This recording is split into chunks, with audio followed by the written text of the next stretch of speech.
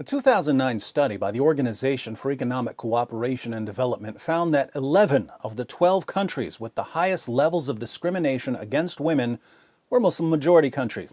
Amazingly, Muslim preachers in the West insist that Islam promotes equality and women's rights. Some even declare that Muhammad was a feminist, perhaps the greatest feminist who ever lived. Why do these preachers spout such shameless nonsense? They preach it because they know that there's a general atmosphere of ignorance about Islam and that they can say whatever they want since there's no one to correct them. I suggest that the first step on the path to reducing the gender gap in Muslim countries is an informed population of free people who will not fall for false claims about Islam and who can therefore draw attention to the real source of the problem. With this in mind, I present 3 Quran verses every woman should know.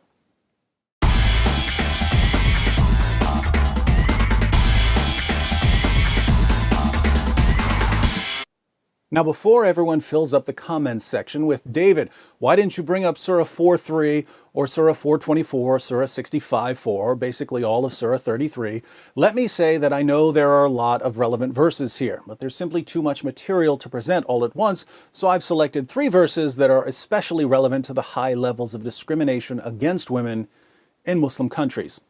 First, Surah 2, verse 282 of the Quran is an outrageously long verse dealing with contracts. But there's an interesting part in the middle that says, "And get 2 witnesses out of your own men, and if there are not 2 men available, then a man and 2 women, such as you agree for witnesses, so that if one of them, one of the 2 women, errs, the other can remind her. If 2 men aren't available as witnesses, then get a man and 2 women." Here we find the Islamic principle that the testimony of a woman is worth half the testimony of a man. Why is this? Muhammad explains in Sahih al-Bukhari 2658. The Prophet said, "Isn't the witness of a woman equal to half of that of a man?" The women said, "Yes." He said, "This is because of the deficiency of a woman's mind." The testimony of women is unreliable because women are, by nature, stupid. These teachings of Allah and Muhammad, combined with other problematic teachings, such as the need for 4 male witnesses if you're accusing someone of sexual sin, have made it enormously difficult for Muslim women to testify against men in court. According to the New York Times, human rights workers have noted that as many as half of the women who report being raped in Pakistan are charged with adultery. Second, in Surah 2, verse 223, Allah says, "Your wives are a tilth for you, so go to your tilth when or how you will." We don't use the word tilth much nowadays. A tilth is a patch of ground that you plow so you can sow your seed. The Quran says that women are a tilth that you approach whenever and however you want. The historical background to this verse, according to Sunan Abu Dawud 2158 and 2159, which you can read by clicking the link in the description box, is that when Muslims moved to Medina, they began marrying women from Medina, and the women of Medina didn't want to have sex in certain positions. One woman told her husband not to come near her if he wanted sex in these positions. Let's read what happened. This tribe of the Quraysh, that was Muhammad's tribe, used to uncover their women intensely and seek pleasure with them from in front and behind and laying them on their backs. When the Muhajirun, the Muslim immigrants, came to Medina, a man married a woman of the Ansar. He began to do the same kind of action with her, but she disliked it and said to him, "We were approached on one side, i.e. lying on our backs. Do it so, otherwise keep away from me." This matter of theirs spread widely, and it reached the Apostle of Allah. So Allah, the Exalted, sent down the Quranic verse, "Your wives are a tilth to you, so come to your tilth however you will," i.e. from in front, from behind, or lying on the back. So a woman says, "I refuse to have sex in these positions." Allah's response to her husband is, "She's your tilth, your field for sowing your seed. Plow her however you want." Muhammad obviously took this verse seriously, since he made it clear that when a man wants sex, a woman has to drop whatever she's doing and satisfy him. In Sunan Ibn Majah 1853, Muhammad declares, "No woman can fulfill her duty towards Allah until she fulfills her duty towards her husband. If he asks her for intimacy, even if she is on her camel saddle, she should not refuse." In Jami at-Tirmidhi 1160, Muhammad adds, "When a man calls his wife to fulfill his need, then let her come, even if she is at the oven." Third, Some women aren't as quick to obey their husbands as Allah and Muhammad demand. So what are Muslim men supposed to do about rebellious wives? Allah answers in Surah 4, verse 34.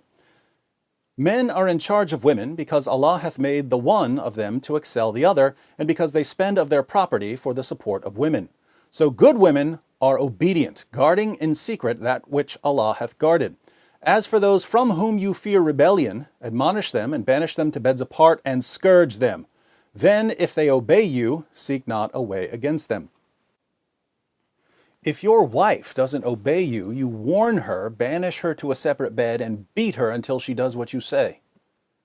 Should we be surprised that, according to a study by Human Rights Watch, more than 85% of Afghan women are victims of physical, sexual, or psychological violence or forced marriage, and that more than 60% are victims of multiple forms of violence? According to Allah and Muhammad, women are stupid. They're the property of men and have to submit themselves fully to their husbands' sexual whims. Those who don't are to be beaten into submission. Numerous studies show the real-world impact of these teachings, and yet we're told by politicians, reporters, and Muslim groups that the discrimination against women in Muslim countries has nothing to do with Islam.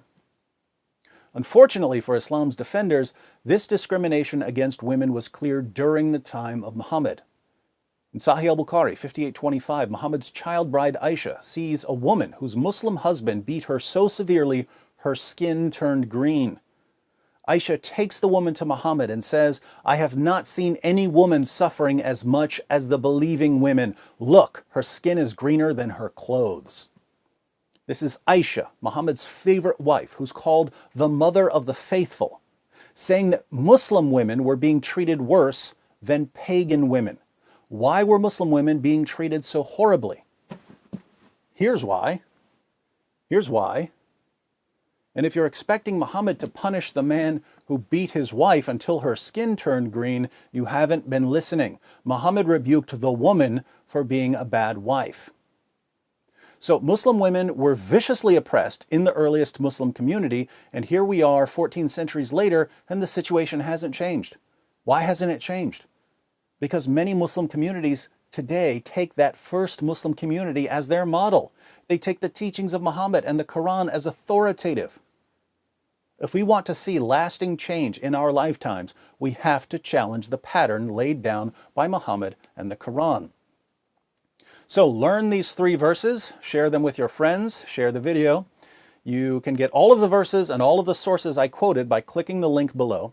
And if you haven't subscribed yet, you have 5 seconds to click this subscribe button.